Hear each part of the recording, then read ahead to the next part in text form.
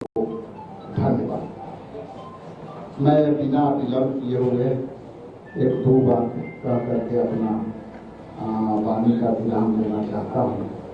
क्योंकि बिहार में महिलाओं के सशक्तिकरण के कई सरकारी योजनाएं चल रही हैं, उस पर चर्चा आदरणीय अलका लांबा जी करेंगे।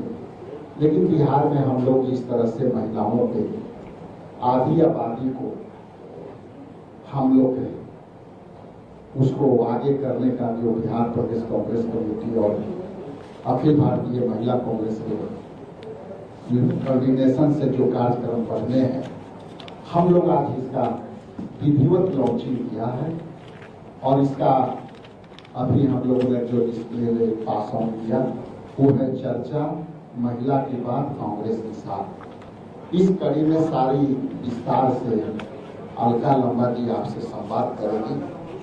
उनके माइक देने के पहले मैं ये जरूर आपसे कहूँगा कि सरकार सारी योजनाएं बिहार की सरकार महिलाओं के लिए बना रही है, लेकिन आज पूरे बिहार में जिस तरह से भ्रष्टाचार हावी है उसको हम लोग पटाक्षेप चर्चा महिला के बाद कांग्रेस के साथ हम लोग पूरे प्रदेश में जो है हम लोग काम करेंगे और उसकी पूरी रूपरेखा आदरणीय अलका लांबा जी आपके सामने प्रस्तुत करेंगी।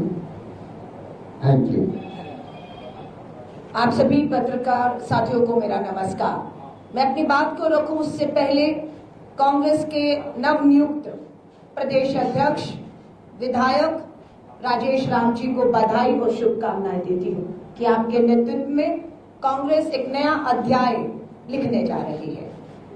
मैं इस मंच पे धन्यवाद करती हूं हमारे विधायक नेता विपक्ष डॉक्टर शकील खान साहब का, जो आज हमारे साथ यहाँ पर हैं। मैं धन्यवाद करती हूँ पूर्व कांग्रेस अध्यक्ष CLP नेता मदन मोहन झा जी का।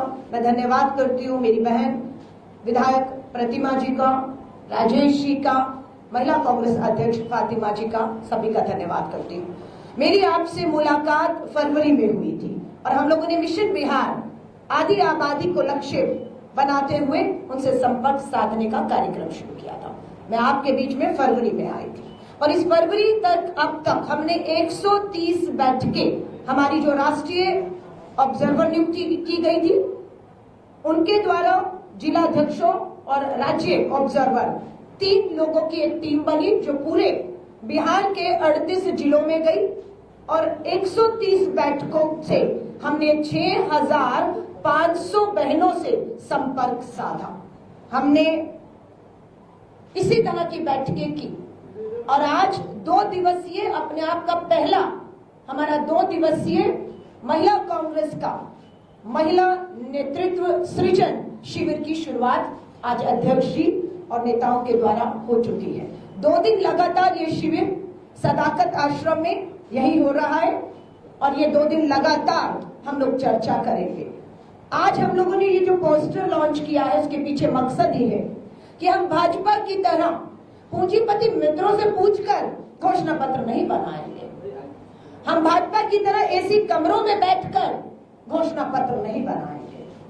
हम घोषणा पत्र नहीं, न्याय पत्र तैयार कर रहे हैं कांग्रेस के इन चुनावों के लिए। आधी आबादी तक पहुंचना हमारा लक्ष्य है। चर्चा महिला की बात कांग्रेस के साथ, हर प्रखंड में कांग्रेस का हाथ महिलाओं के साथ, ये हमने पोस्टर लॉन्च किया है। और 2 दिन के शिविर के बाद 18 और 19 के शिविर के बाद 20 तारीख को हमारी ये जो पहली पंक्ति में खड़ी 100 महिलाएं जो प्रशिक्षण ले रही हैं वो रवाना हो जाएंगी 20 तारीख को एक बार फिर से अपने जिलों की तरफ। 500 हमारे 534 ब्लॉक और जिन्हें प्रखंड कहा जाता है, ये 534 प्रखंडों की तरफ रवाना होगी। 31 मई तक लगभग 10,000 और बहनों से हम इसी तरह छोटी छोटी बैठकें करके उनके मुद्दों पर चर्चा करने जा रहे हैं। हमारी ये चर्चा होगी आजीविका दीदियों से, हमारी ये चर्चा में हिस्सा हम बनाएंगे हमारी आंगनवाड़ी बहनों को, आशा वर्कर बहनों को, मिड डे मील बनाने वाली बहनों को, खेती मजदूरी करने वाली हमारी बहनों को और मनरेगा में विकास कार्यों को करने वाली हमारी मनरेगा मजदूर बहनों को हम संपर्क करेंगे। इस अभियान की जो आज शुरुआत की है, जो 31 मई तक अब चलेगा, इसमें हम संपर्क करेंगे स्वयं सहायता समूह, सेल्फ हेल्प ग्रुप की हम अपनी बहनों से बात करेंगे और जो भी इनकी बातों से, चर्चा से, जो भी सुझाव, जो भी मांगे और जो अन्याय भाजपा की डबल इंजन की सरकारों ने हमारी आधी आबादी बहनों से किया है, उन्हें न्याय दिलाने का हम विश्वास दिलाएंगे। और जल्दी आप देखेंगे पूरी कांग्रेस, श्री राहुल गांधी जी अभी यहाँ पर इस धरती पर थे, पलायन रोको रोजगार दो यात्रा में श्री राहुल गांधी जी शामिल हुए। 20 तारीख को राष्ट्रीय अध्यक्ष आ रहे हैं। दिल्ली में आपने देखा अध्यक्ष जी और पूरे प्रदेश के नेतृत्व के साथ दिल्ली में राष्ट्रीय नेतृत्व मल्लिकार्जुन खड़गे साहब, राहुल जी बैठते हैं और तेजस्वी यादव जी भी उसमें शामिल होते हैं और एक अच्छी सुखद बैठक का नतीजा ये हुआ कि 17 तारीख का यहाँ पर इंडिया अलायंस की भी एक सुखद बैठक हुई। जो फैसले हुए उसे आपके सामने प्रेस वार्ता के माध्यम से कल हमारे प्रभारी कृष्णा अग्रवाल जी ने रखा है। तो ओवरऑल ये है कि हम बहुत मजबूती के साथ अपने लक्ष्य की तरफ इस भ्रष्ट सरकार को, जो ना कमाई दे पाई, न दवाई दे पाई, न पढ़ाई दे पाई, न महंगाई कम कर पाई, न सुरक्षा दे पाई, इस मुद्दे पर घेरने के लिए महिला कांग्रेस ने पूरी तरह से अपनी कमर कस ली है। हम विश्वास दिलाते हैं। हमारी जो 130 बैठकें हुई उसमें हमारी जब आजीविका दीदियों से बात हुई, हर वर्ग की महिलाओं से बात हुई, तो बहुत सी महिलाओं ने ये भी बताया कि नशेबंदी सिर्फ नाम मात्र की है।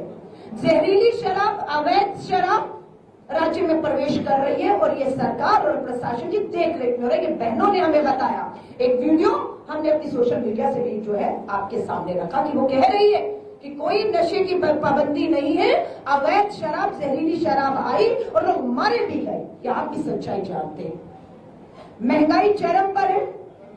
विधानसभा का अंतिम सत्र होने वाला है और उस विधानसभा के अंतिम सत्र जब जुलाई में होगा तो हम विधानसभा को एक चार्जशीट जारी करेंगे और विधानसभा में पिछले डबल इंजन की भाजपा सरकार और देश के केंद्रीय नेता भी आएंगे, प्रधानमंत्री जी भी आएंगे और अमित शाह जी भी सब आएंगे। पूरी तरह से उनको घेर बंदी करने की तैयारी आधी आबादी ने शुरू कर दी है। चार्जशीट हम तैयार कर रहे हैं। ये जो अब बैठकों का दौर शुरू होगा, इसमें एक महिलाएं अपनी चार्जशीट लेकर आएंगी और हम अपना घोषणा पत्र, जो न्याय पत्र हम कह रहे हैं, हम पार्टी को सौंपने जा रहे हैं। प्रदेश अध्यक्ष जी को बधाई देती हूँ कि आपने अध्यक्ष बनते ही जिला अध्यक्षों की नियुक्ति के काम को सबसे पहले करके जिलों को ताकत देने की कोशिश की है।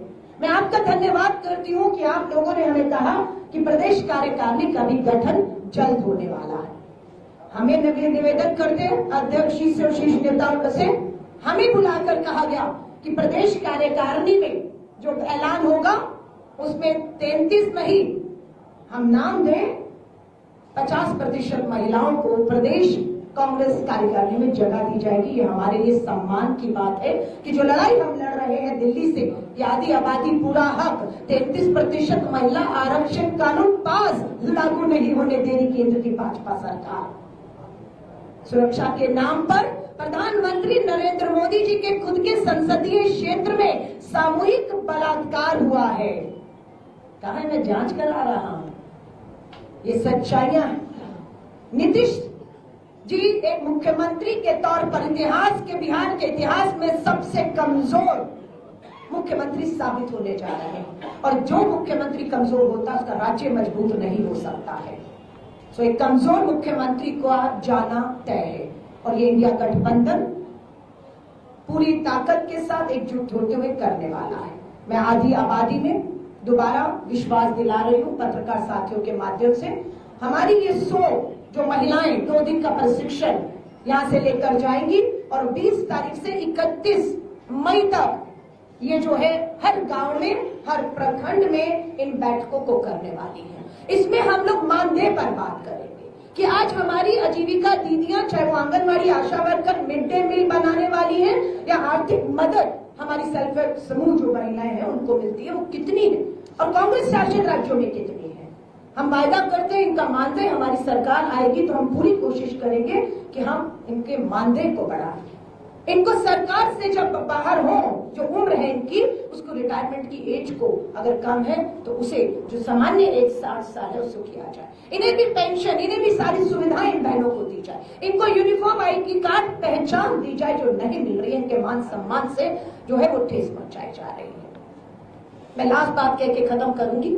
पिछली वार्ता में आपसे मैंने फरवरी में वायदा किया था कि यहाँ पर 21वीं सदी के बाद भी बिहार में गरीबी, महंगाई, बेरोजगारी की वजह से हमारी बहनें महामारी में, पीरियड्स में सैनिटरी पैड नहीं कपड़ा इस्तेमाल करने पर मजबूर हैं और महामारी का, बीमारी का शिकार हो रही है। हाई कोर्ट ने बिहार की सरकार को आदेश किया था सैनिटरी वेंडिंग मशीनें लगनी चाहिए।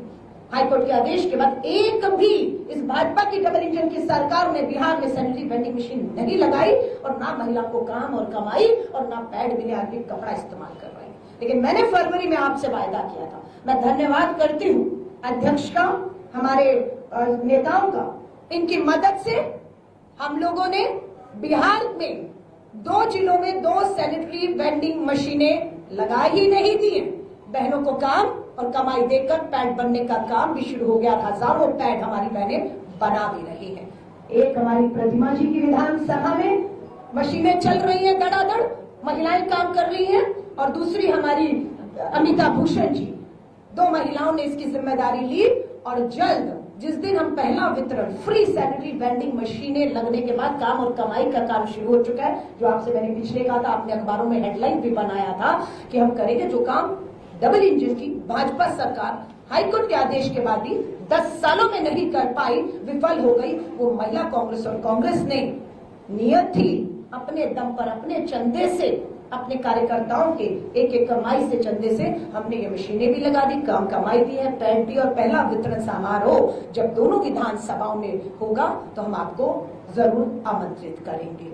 तो जहां चाहा वहां रहा, नियत होनी चाहिए। हम सत्ता में नहीं है, हमारे पास कोई सरकारी फंड भी नहीं है। आपके पास सब कुछ था पर नियत नहीं थी, भ्रष्टाचार की बलि चढ़ गई बहुत सी योजनाएं। सो ऐसी बहुत सी बातें हैं। मैं लगातार आपको पहले भी कह रही हूँ, राष्ट्रीय अध्यक्ष के तौर पर मेरी जिम्मेदारी है। मैं आती रही हूँ, आती रहूंगी और पूरी तरह से प्रदेश कांग्रेस के साथ ये आधी आबादी संगठन महिला कांग्रेस का खड़ा रहेगा। और आपने, हमारे शकील खान जी ने, हमारे प्रदेश अध्यक्ष जी ने, जो अभी प्रशिक्षण शिविर में आपने हमें रास्ता आगे का दिखाया है, मैं यकीन दिलाती हूँ पूरी महिला कांग्रेस उस रास्ते पर चलकर बिहार की आधी आबादी को ताकत और न्याय देने का जो है वो काम करेगी। आप सभी पत्रकार साथियों का मैं धन्यवाद करती हूँ। और मेरी प्रेस वार्ता महिलाओं को, आधी आबादी को केंद्र में रखकर की गई है। इससे संबंधित आपके कोई भी सवाल मुझसे या हमारे नेतृत्व से होंगे, उनका स्वागत है। धन्यवाद। ने भी आज सीट है 6 में से 3 महिलाएं, क्या टिकट में भी आधी महिलाओं को मिलेगा? धन्यवाद आपके सवाल का, क्योंकि यह सवाल हमें सूट करता है कि अध्यक्ष जी ने कहा मैं प्रदेश का अध्यक्ष हूँ, कार्यकारिणी मेरे हाथ में, फैसला मुझे लेना है। उसमें महिलाओं को आप देखेंगे, अगर 100 पुरुष है तो 30 महिलाएं दिखेंगी। हमें तो कहा कि आप 50 दीजिए, तो 100 में बराबर की भागीदारी। बिल्कुल। अब मैं टिकट पे भी आती हूँ, मैं आपको विश्वास दिला रही हूँ। प्रशिक्षण शिविर, इसके बाद हम जाएंगे गांव-गांव में। ना जाने कौन सी महिला जो आजीविका दीदी है, जिनका संघर्ष है, आंदोलन किया, ये शराब नशेबंदी यूं ही नहीं हुई जिसका श्रेय आज यहाँ की सरकार लेती हुई महिलाओं के बड़े आंदोलन से हुआ। उस आंदोलन की महिलाएं भी अगर आगे आकर हमें कहेगी कि हमें टिकट दीजिए, हमें चुनाव में उतरना है, तो मैं पूरा विश्वास दिलाती हूँ कि हमारी जिम्मेदारी है कि अगर हम टिकट मांगे तो हम उन महिलाओं के नाम भी सशक्त मिलाएं जो जमीन पर है, चुनाव लड़ सकती है, जीत सकती है, विधायक बन सकती है।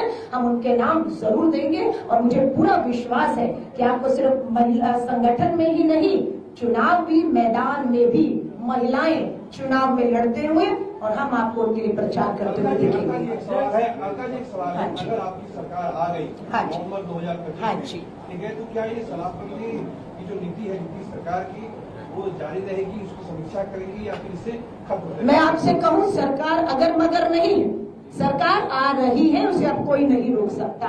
वो बेरोजगारी के मुद्दे पर आ रही है, महंगाई के मुद्दे पर आ रही है, भ्रष्टाचार के मुद्दे पर आ रही है, महिला सुरक्षा के मुद्दे पर आ रही है। आपने शराबबंदी पर बात कही है, बिल्कुल अभी अभी हमारा गठबंधन की कल एक बैठक बिहार में हुई है, समन्वय समिति पर कमेटी बनाई गई है, उसके मुखिया तेजस्वी जी है, सदस्य होगा, बैठकर सब चर्चा होगी और जो होगा आपके सामने वहां से लाया जाएगा। आप कह रही है, लेकिन आज बिहार सरकार में भी महिला संवाद यात्रा की शुरुआत हो, महिला संवाद होगा पूरे राज्य में। सरकार नीतीश कुमार ने ये संवाद नहीं, ये महिला विवाद होगा। देखिएगा, ये महिलाएं संवाद 10 साल से चाह रही थी, आपने संवाद के रास्ते लोकतंत्र में बंद कर दिए।